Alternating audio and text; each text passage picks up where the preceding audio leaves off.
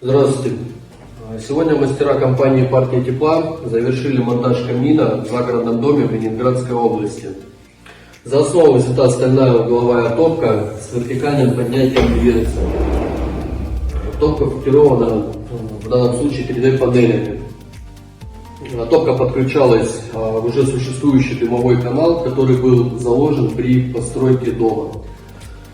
Внешняя конфигурация камина выполнена по эскизу дизайнера и смонтирована с использованием газобетонных блоков, металлопрофильного каркаса и силикатно-кальциевых плит.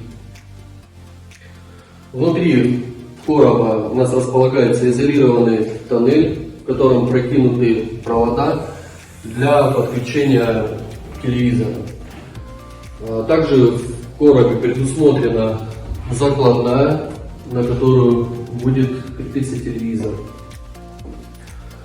Больше видео и фотографий с пошаговым выполнением монтажа вы можете найти на нашем канале, инстаграме, также сайте. Всем спасибо.